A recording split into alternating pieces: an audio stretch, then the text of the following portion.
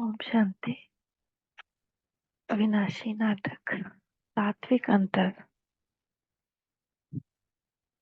इसके अतिरिक्त हमें यह जानना चाहिए कि ये भौतिक वस्तुएं न तो अपने भविष्य के बारे में सोच सकती है और न ही अपने अतीत के बारे में सोच सकती। वे यह नहीं सोच सकती कि अतीत में वे क्या थी और भविष्य में कौन सा रूप लेंगी।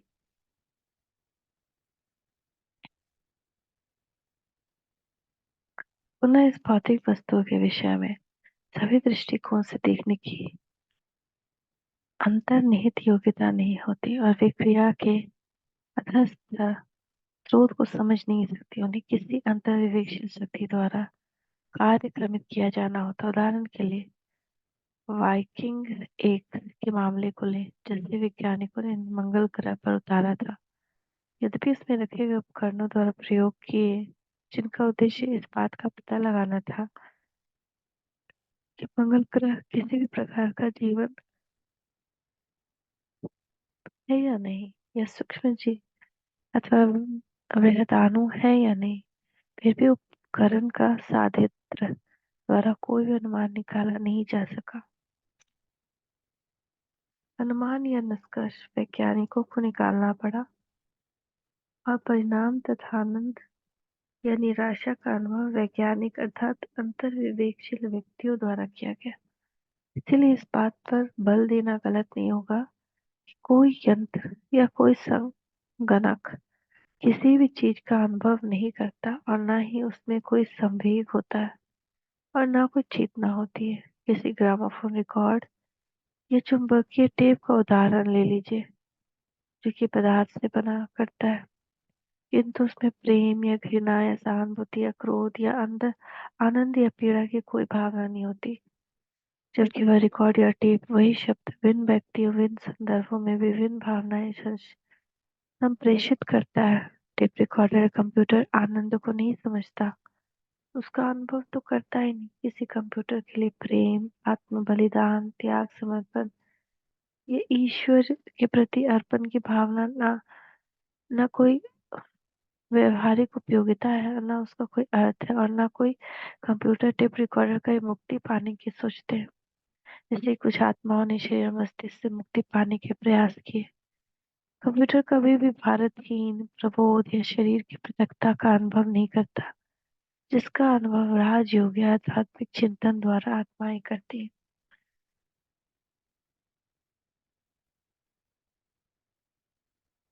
मशीन किसी क्रिया के पीछे छिपे विचार को भी नहीं जानती। हम एक अन्य उदाहरण द्वारा उपयुक्त बात को स्पष्ट करेंगे। जबकि किसी तराजू के एक पलड़े में हाथ रख दिया जाता है, तो वह दर्शाता है कि पलड़ा बोझ से भारी हो गया, किंतु वह यह व्यक्ति का सांकेतिक अर्थ नहीं हो सकता कि उस पर हाथ संयोगवश रख दिया गया या किसी प्रयोजन से रख दिया गया था या किसी अन्य विचार से रखा गया था, किंतु अंतर विवेकशील व्यक्ति उसे प्रकट कर सकता है।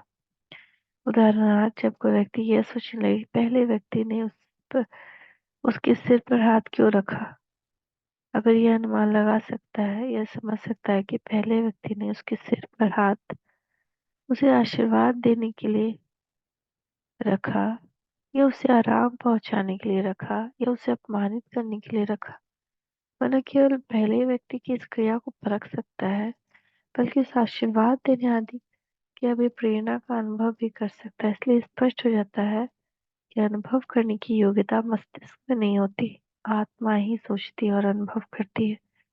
वह शाश्वत है और शब्द में आत्मा के लिए आता है। मानसिक तथा संवेगात्मक विक्षोभ। किंतु ये पूछा जा सकता है कि शारीरिक तथा मानसिक व्याधि कभी कभी भय, संदेह, क्रोध आदि जैसे संवेगात्मक विक्षोभ क्यों उत्पन्न करती है। जैसे कि हम कह चुके, भौतिक शरीर, मस्तिष्क, जीन, गुणसूत्र, रक्त तथा शरीर के अन्य संगठन वे माध्यम हैं जिनके जरिए आत्मा अपनी इच्छा व्यक्त करती है। माध्यम के से में उत्पन्न होने वाला विक्षोभ अभिव्यक्ति को ठीक उसी प्रकार विक्षुब्ध कर देता है, जिस प्रकार कोई दोषपूर्ण रेडियो से ध्वनि से श्रवण को विक्षेपित कर देता है।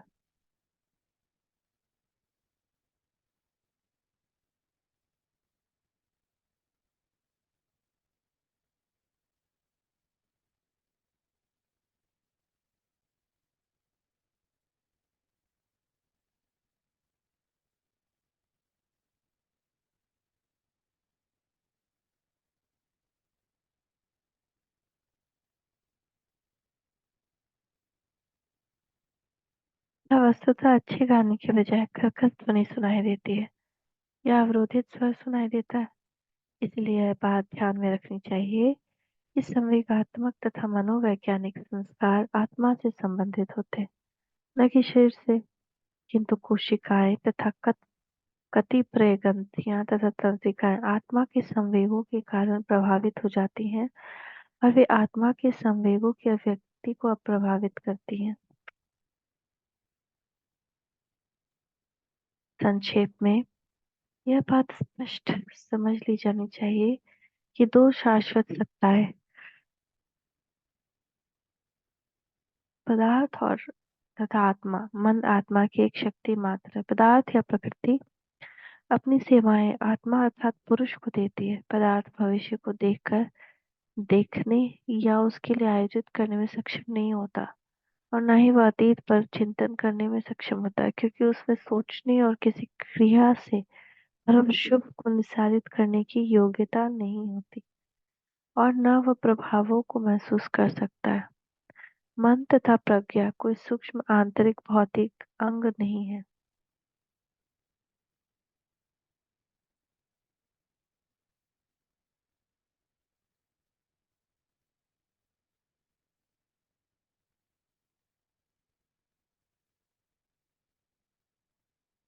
बल्कि आत्मा की शक्तियों के विभिन्न नाम हैं, जैसे कि नीचे उल्लिखित सदृश्य से स्पष्ट हो जाएगा।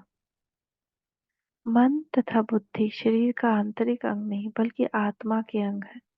हम सभी लोग ये जानते हैं कि विद्युत एक प्रकार की ऊर्जा है। जब उसका प्रयोग रसोई घर में किसी खाद्य को पकाने या गर्म करने के लिए किया जाता है तो इस विद्युत को ऊष्मा कहा जाता है। जब किसी विद्युत ऊर्जा का उपयोग रेफ्रिजरेटर में किया जाता है तो शीतलता देती है और बल्ब के जरिए प्रकाश देती है। इन सभी मामलों में वही विद्युत है, किंतु उसका उपयोग विभिन्न प्रकार से तथा विभिन्न कार्यों के लिए किया जाता है। तो उसे शक्ति, प्रकाश, शीतलता तथा उष्मा जैसे भिन्न भिन्न नाम दिए जाते हैं। ठीक उसी प्रकार जब आध्यात्मिक ऊर्जा जो कि आत्मा है अर्थात चेतना की शक्ति जो कि आत्मा है स्वयं की इच्छा, संकल्प, अभिलाषा, ध्यान, भावना या विचार के रूप में अभिव्यक्त करती है, तो हम ये कहते हैं कि हमारा मन कार्य कर रहा है। जब वह स्वयं को समझ, तर्कना या निर्णय के रूप में अभिव्यक्त करती है तो हम ये कहते हैं हमारी बुद्धि क्या कार्य कर रही है। जब वह स्मृति के रूप में प्रकट होती है तो कहते हैं हमारा चित्त कार्य कर रहा है। इसलिए वे आत्मा की चेतना की केवल विभिन्न अभिव्यक्तियां हैं।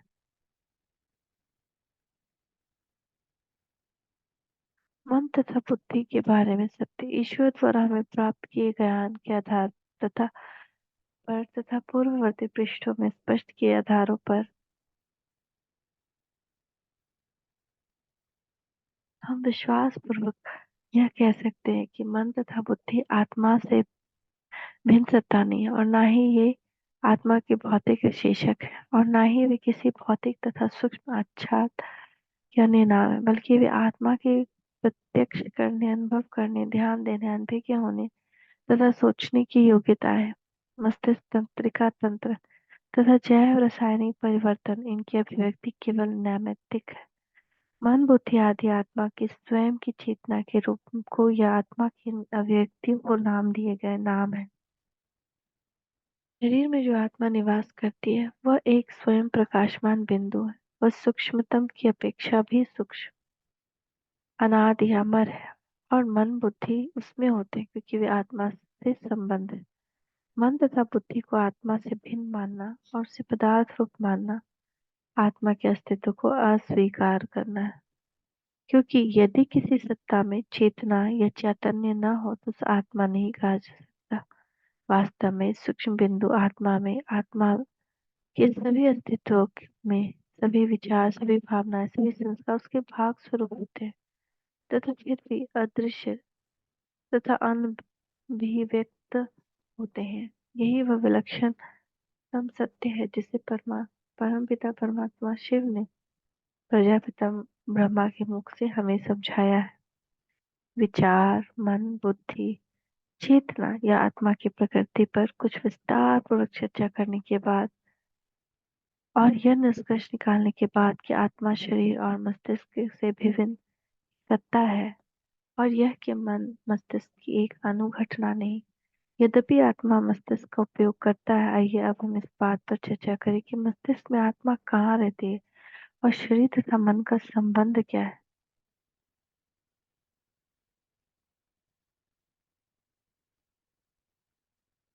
पूर्व जन्म की घटनाएं आत्मा के अस्तित्व को सिद्ध करती हैं।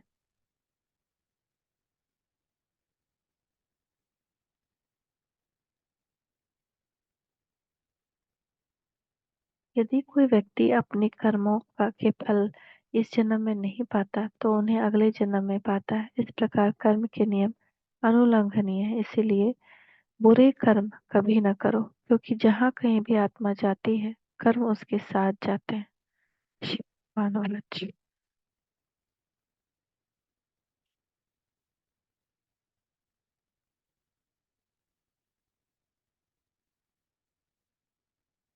जीव वैज्ञानिक, तंत्रिका विज्ञानी तथा मनोविज्ञानी जो कि यह विश्वास करते कि आत्मा या भौतिक मन नामक कोई सत्ता नहीं किंतु केवल मस्तिष्क है, लेकिन कुछ बच्चों द्वारा बताए गई पुनर्जन्म की कुछ कहानियों की व्याख्या वे लोग नहीं कर सकते। यहाँ उनमें से कुछ कहानियां दी गई हैं जो कि नव भारत 1976 के विशेष अंक में प्रकाशित कहानियों में से है।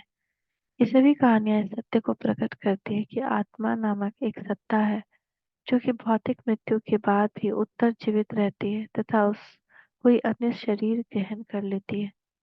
यह वस्तुतः एक विचित्र बात थी कि इस्माइल नामक एक छोटा लड़का अपने जन्म स्थान से लगभग 3/4 मील दूर पर स्थित एक स्थल पर पहुंचा, जहां उसने एक आइसक्रीम विक्रेता को देखा। इस्माइल ने अकस्मात उससे पूछा, क्या तुम मुझसे पहचानते हो? मेहमत नामक आइसक्रीम विक्रेता उसे पहचान न सका, क्योंकि उसने उस बच्चे को पहले कभी नहीं देखा था। इसलिए उसने नकारात्मक भाव में अपना सिर हिला दिया। इस पर इस्माइल ने मेहमत से पूछा कि उसने आइसक्रीम बेचना कब से आरंभ किया, क्योंकि वह तो पहले सब्जी बेचा करता था। अत्यंत आश्चर्य से फैली हुई आंखों से इस्माइल की ओर देखते हुए मेहमत ने स्वीकार किया कि उसने इस्माइल को पहचान लिया है। यद्यपि उसे इस बात पर आश्चर्य हो रहा था कि छोटा सा लड़का स्वयं को आबिद सुजुल्मस कैसे कह रहा है। वह यह बात अच्छी तरह से जानता था कि आबिद सुजुल्मस फल और सब्जियों का थोक व्यापार किया करता था, जिन्हें वह अपने बागों में पैदा करता था, जिनकी देखभाल के लिए नौकर किए रखते थे। किंतु 3 व्यक्तियों ने मिलकर पहले ही उसका खून कर दिया था। इसलिए मेहमत यह बात समझ नहीं पा रहा था कि छोटा लड़का स्वयं को आबिद जुल्मस कैसे कह रहा है। इसलिए मेहमत की आंखें एक प्रश्न चिन्ह की भांति खुली की खुली रह गई। मेहमत को बताया गया कि छोटा लड़का इस्माइल जब साफ साफ बोल भी नहीं सकता था, तब वह अपने पिता को अपने पुनर्जन्म के बारे में बताने लगा। 1.5 वर्ष की आयु में उसने कहा, मैं यहाँ के जीवन में उकता गया हूँ। मैं अपने बच्चों को देखने के लिए अपने घर जाता हूँ। उसका पिता यह सुनकर भौचक्का रह गया तथा कुछ भी न बोल सका। वह एक कमाए कसाई था और अदन में इसका धंधा फल फूल रहा था। न केवल अपने बेटे की बात सुनकर उलझन में पड़ गया, बल्कि उसे उसके सगे संबंधी भी चकरा गए। इस्माइल का जन्म 1956 में हुआ था और वह अपने पिता का 9वां बेटा था।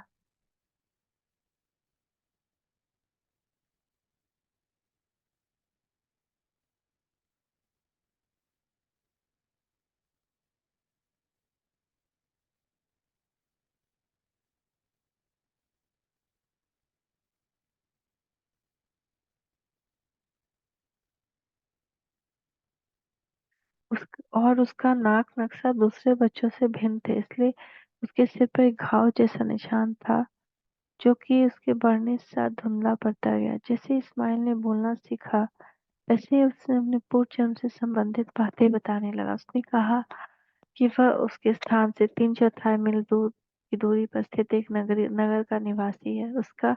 उसकी स्मरण शक्ति देखकर सभी लोग आश्चर्यचकित रह गए। वह धनी व्यापारी होने के नाते आबिद जुल्मस उस नगर में सुविख्यात था। उसकी पहली पत्नी हातिस थी, जिससे उसको कोई संतान की प्राप्ति नहीं हुई थी, इसीलिए आबिद ने उसे तलाक दे दिया था और उसे अपनी कुछ संपत्ति दी थी। उसके पश्चात उसने एक सुंदर लड़की से विवाह किया, जिससे उसे कई बच्चे प्राप्त हुए। इसके बाद एक दुखद घटना, 31 जनवरी 1956 को आबिद सुजुल्मस 50 वर्ष का था। उसने अपने बागों में काम करने के लिए पड़ोस के गांव के 3 आदमियों को नौकरी पर लगा रखा था। उस दिन उन व्यक्तियों में से एक व्यक्ति आबिद सुजुल्मस के पास आया। उसने आबिद को कहा कि वह अपने अश्वशाला चलकर एक घोड़े को देखे जो लंगड़ा हो गया। सुजुल्मस तत्काल उसके साथ अश्वशाला गया, जहाँ 2 अन्य व्यक्ति पहले से उपस्थित थे। कोई भी संदेह न करते हुए जैसे ही आबिद उस घोड़े के पैरों की जांच करने के लिए झुका, वैसे ही उनमें से एक व्यक्ति ने लोहे की एक छड़ से उसके सिर पर जबरदस्त वार किया। परिणाम स्वरूप जुल्मस ने केवल एक गहरी सांस ली और ढेर हो गया। तथापि उसकी कराह उसकी पत्नी शाबिता, उसके बच्चों ने सुन लिया और वे लोग तुरंत भाग अश्वशाला पहुंचे। लेकिन तो जैसे ही वहां पहुंचे, वैसे ही उन्हें भी मार डाला गया। उसके बाद हत्यारे लोग भाग खड़े हुए, किंतु उन्हें एक सप्ताह के भीतर गिरफ्तार कर लिया गया। उनमें से 2 व्यक्ति को फांसी दे दी गई लेकिन तीसरे व्यक्ति को कारावास का दंड दिया गया, जहाँ शीघ्र ही उसकी मृत्यु हो गई। अदन में हुई इस पूरी घटना के कुछ माह बाद उस स्थान से 3/4 मील की दूरी पर स्लाइम का जन्म हुआ। उसके सिर पर घाव का निशान था। ईश्वर ही जानता था कि क्या यह निशान उसी घाव का था जो आबिद सुजुल्मस के सिर पर किए गए घातक वार के परिणाम स्वरूप लगा था। जब इस्माइल 3 वर्ष का हो गया तो उसके दोनों परिवारों के सदस्यों ने, अर्थात वर्तमान परिवार तथा पूर्वजन्म के परिवार के सदस्यों ने, उसे उनसे मिलने की पूरी अनुमति दे दी। अब वह स्पष्ट शब्दों में कहने लगा कि वह एक विवाहिता व्यक्ति था। यह कि उसने 2 बार विवाह किया था, क्योंकि उसकी पहली पत्नी निसंतान थी। यह कि दूसरी पत्नी शाबिदा बहुत सुंदर थी। यह कि 50 वर्ष की आयु में उसके नौकर ने उसकी हत्या कर दी थी। उसने यह भी कहा कि रमजान नामक उसके एक नौकर ने लोहे की एक छड़ से उसके सिर पर वार किया था। परिणाम स्वरूप वह मर गया था। यह कि उसकी पत्नी चीखकर अपने 2 पुत्रों के साथ, इस्माइल और जीनू के साथ भागती उसके पास आई थी और उन तीनों को ही मार डाला गया। ये सब सभी बातें सच थी और नगर के लोग सुजुल्मस की दुखद मृत्यु के बारे में सब कुछ जानते थे। अब इस्माइल अपने पूर्व जन्म के नगर गया, जहाँ उसका कारोबार बंद हो गया था। उसकी पहली पत्नी 2 कमरों वाले एक मिट्टी की झोपड़ी में रहती थी। उसे इस दयनीय दशा में देखकर इस्माइल की आंखों में आंसू भर आए। प्रेम के आवेग में छोटे इस्माइल ने आगे बढ़कर अपने छोटे छोटे हाथों से उसको आलिंगन किया, जैसे कि प्रेम पूर्वक पति अपनी पत्नी को असुखद दशा में देखकर करता है। इस्माइल अपने पूर्वजन्म की पत्नी के घर जाता रहता है, किंतु वह अपनी पत्नी को उस दयनीय दशा से मुक्त करने के लिए धनी होकर अपने पूर्व जन्म में लौट नहीं सकता। इसलिए छोटा इस्माइल हमेशा दुखी रहता है। यह सुनकर आइसक्रीम विक्रेता इस्माइल को आश्चर्यचकित होकर देखता रहता है। इस बीच इस्माइल ने उस आइसक्रीम विक्रेता से कुछ आइसक्रीम खरीद कर खाया था। जब इस्माइल का पिता उस आइसक्रीम विक्रेता को पैसे देने लगा तो इस्माइल ने कहा, पिताजी, उसे पैसे न दीजिए। वह अभी भी मेरा कर्जदार है। मेरे पूर्व जन्म में वह मुझसे सब्जियां उधार लेकर बेचा करता था और उस पर मेरी रकम बकाया है। इधर इस्माइल के पिता ने आइसक्रीम विक्रेता मेहमद की ओर प्रश्नवाचक दृष्टि से देखा तो मेहमद की आंख आश्चर्य का भाव धरा है। उसने कहा, कृपया पैसे न दीजिए। इस्माइल का कहना सही है। ऐसे कहते हुए मेहमद की आंखें किसी अज्ञान कारणवश आंसू से भर आई। उसने कहा, अल्लाह महान है और महिमावान है। गोपाल कहता था, मैं शक्तिपाल शर्मा हूँ। अपने पिता की एक उंगली पकड़े हुए छोटा गोपाल एक विवाह समारोह की धूमधाम से देख रहा था। शहनाइयाँ बज रही थी, बाजे बज रहे थे। लोगों ने अनेक नए नए तथा भिन्न भिन्न प्रकार के वस्त्र पहन रखे थे और चारों ओर सजावट थी। 8 या 9 वर्ष का वह बालक बाजे वालों द्वारा बजाई जा रही धुन में खो गया था, किंतु अकस्मात वह चीख उठा। उसकी नजर भीड़ में शामिल किसी व्यक्ति पर जा पड़ी थी, जिसे देखकर वह इतना भयभीत हो गया कि वह अपने पिता के शरीर से लिपट गया और उसकी बाहों में आश्रय पाने की कोशिश करने लगा। पूर्व जन्म की कुछ घटनाएं अचानक एक के बाद एक उसके मन में कौंध गए और रोते हुए कहने लगे, पिताजी इस स्थान तुरंत छोड़ दीजिए। यह मनुष्य मुझे मार डालेगा। उसने एक बार पहले भी मेरा खून बहाया था। छोटा गोपाल डर से कांप रहा था तथा अपने पिता के पैरों से लिपट रहा था। उसे इस तरह रोता हुआ देखकर उसका पिता चौंक उठा और विवाह समारोह में शामिल कुछ लोगों का ध्यान भी उसकी ओर आकृष्ट हुआ। गोपाल के पिता यह जानता था कि बचपन से ही गोपाल ऐसी असंबद्ध बातें किया करता था। 2.5 वर्ष होने के पर गोपाल ये कहने लगा कि मथुरा का निवासी है। उसका वास्तविक नाम शक्तिपाल शर्मा है। उसका पूरा परिवार मथुरा में रहता था, जहाँ सुख संचारक नामक एक बड़ी फर्म थी। तथापि गोपाल की माता को स्पष्ट रूप में यह मालूम था कि वह पूर्व जन्म की बातों का स्मरण कर रहा है, और बुजुर्गों का यह कहना था कि पूर्व जन्म का स्मरण की आसन्न मृत्यु का संकेत है। किंतु ऐसा कुछ भी नहीं हुआ, क्योंकि गोपाल अब भी जीवित है और अपने माता पिता के साथ दिल्ली में रह रहा है। उसके पिता एक गैस स्टेशन के मैनेजर है तथा अपने माता पिता का इकलौता प्यारा बेटा है। जब आरंभ में उसकी माता ने उसे ऐसी बातें करते सुना तो उसे डांट कर चुप करा दिया, किंतु माता को कभी कभी ऐसी आशंका होती थी कि उसके बेटे को कोई हानि तो नहीं होगी। दूसरी ओर गोपाल के पिता अपने बेटे की बातों की उपेक्षा कर देते थे। किंतु उस दिन जब 8 या 9 वर्ष का बालक गोपाल अपने पिता के साथ दिल्ली के सीताराम बाजार में एक विवाह समारोह में गया था और एक व्यक्ति को देखकर चीख पड़ाने लगा, तो उसके पिता अपने भयभीत बालक को देखकर हैरत में पड़ गए तथा घबरा गए। इसीलिए उन्होंने ये निर्णय किया कि बालक की दशा की ओर किसी का भी ध्यान जाने से पहले वे घर लौट जाए। पर घर लौट कर भी गोपाल की दशा बिल्कुल नहीं बदली, और वह तब भी इतना डरा हुआ था कि बार बार रो रहा था। उसे देखकर उसके माता पिता ने पहली बार पूरी तरह सुनने की कोशिश की कि वह क्या चाहना चाहता है। सौभाग्यवश गोपाल के पिता के एक अंतरंग मित्र एक दिन अपनी पत्नी के साथ गोपाल के घर आए। जब उन्होंने गोपाल से बात की तो उनके आश्चर्य की सीमा नहीं रही। कि सोच रहे थे कि बालक की बातें उसके पूर्व जन्म की घटनाओं से संबंधित तो नहीं थी, या कहीं उसका दिमाग तो खराब नहीं हो गया था, या कि वह बातें बालक की कल्पना तो नहीं थी, या बालक मति भ्रमित तो नहीं हो गया था। गोपाल ने कहा कि विवाह समारोह में की भीड़ में जिस व्यक्ति को देखकर डर गया, वह व्यक्ति उसका सगा भाई था जिसने उसे पूर्व जन्म में गोली मार दी थी।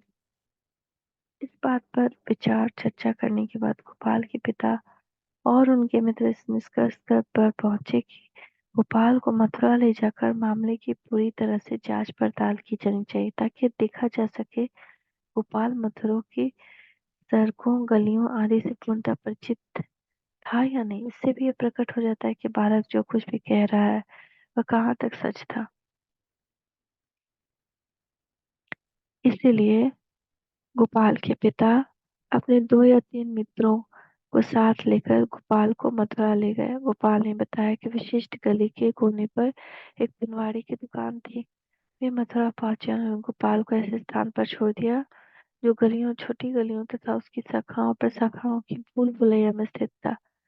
वह ये जानना चाहते थे कि क्या गोपाल उन्हें पहचान लेगा, जिनसे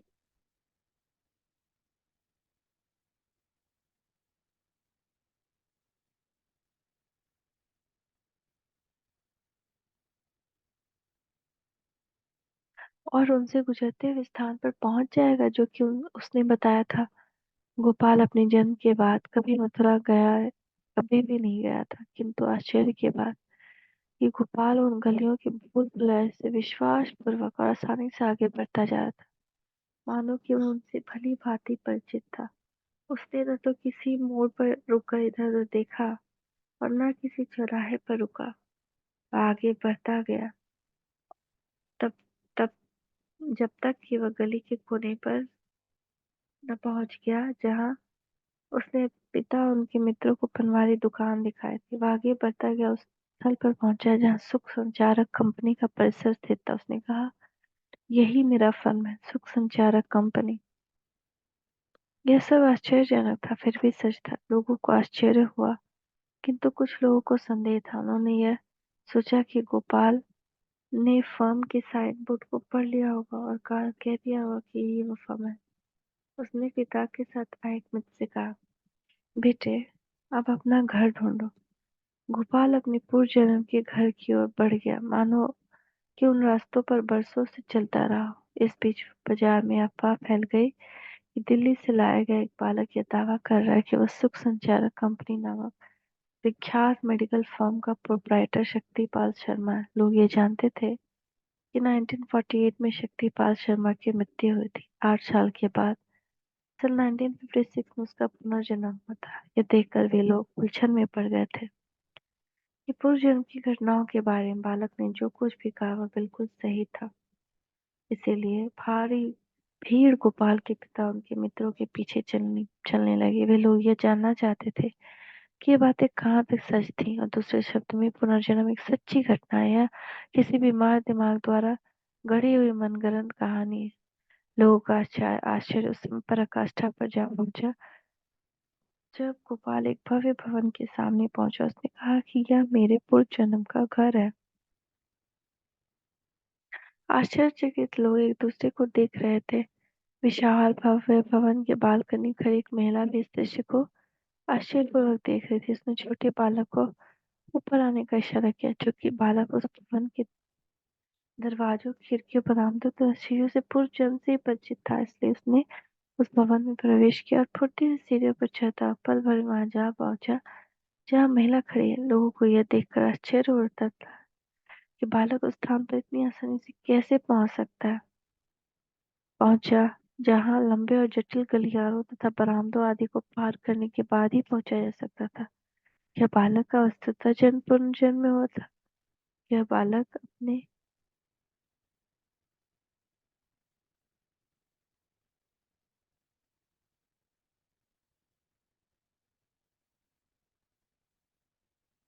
क्या वह बालक अपने पूर्व जन्म में वस्तुतः शक्तिपाल शर्मा था? लोग कानाफूसी करने लगे। उनके मन में भी हजार प्रश्न उठने लगे और वे बालक से कुछ प्रश्न पूछने लगे। यह देखकर गोपाल अर्थात शक्तिपाल शर्मा के पूर्व जन्म के परिवार के सदस्य भी आश्चर्य में पड़ गए। गोपाल ने उन्हें बताया कि उनकी पत्नी हमेशा उनका विरोध करती थी।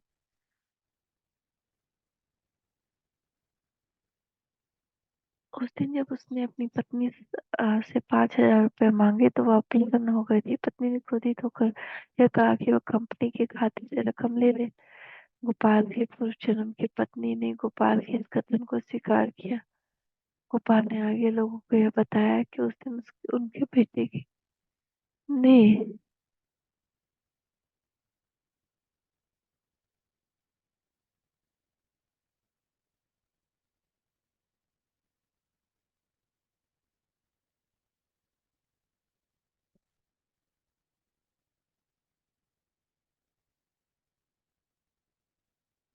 गोपाल ने आगे लोगों को यह बताया कि उसी दिन उसके छोटे भाई ने उसे गोली मार दी थी।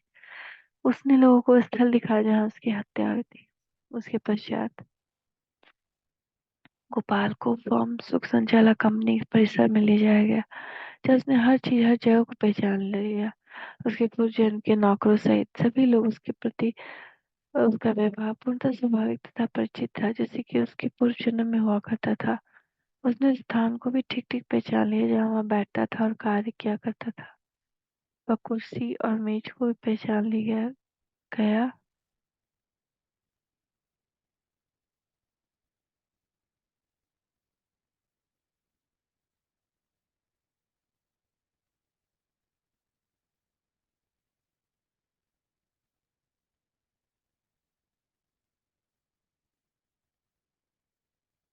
उसके बावजूद गोपाल अर्थात पूर्व जन्म के शक्तिपाल शर्मा के एक मित्र श्री नारायण ने कहा, थोड़ा ठहरे, मैं एक और परीक्षा लूंगा और यदि उसमें खरा उतरा तो मुझे विश्वास हो जाएगा। शक्तिपाल शर्मा का मित्र कहीं से एक एल्बम ले आया और उसने वह एल्बम बालक के सामने रख दिया। उसने उसने एक फोटोग्राफ उठाया, बालक से कहा कि वह स्वयं को उस फोटोग्राफ में पहचाने और यह भी बताया कि वह फोटोग्राफ कब लिया गया था। फोटोग्राफ में अनेक चेहरे थे। इससे पहले कि दूसरे उत्सुक लोग यह अनुमान लगाते कि फोटोग्राफ में शक्तिपाल शर्मा कौन है? गोपाल ने फोटोग्राफ में एक पर्दे के पीछे पीछे पीछे एक व्यक्ति के पैरों की छाप का इशारा तुरंत कहा, यह रहा।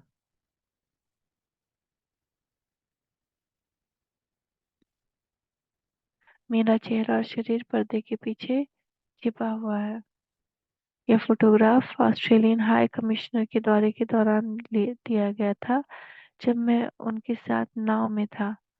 गोपाल अर्थात पूर्व जन्म के शक्तिपाल शर्मा के मित्र श्री नारायण आश्चर्य से अवाक रह गए और आश्चर्य से फैली हुई आंखों से गोपाल को देखने लगे। गोपाल ने न केवल फोटोग्राफ में स्वयं को पहचान लिया था, बल्कि ठीक ठीक यह भी बता दिया था कि फोटोग्राफ कब लिया गया था। गोपाल आज भी जीवित है अपने माता पिता के साथ।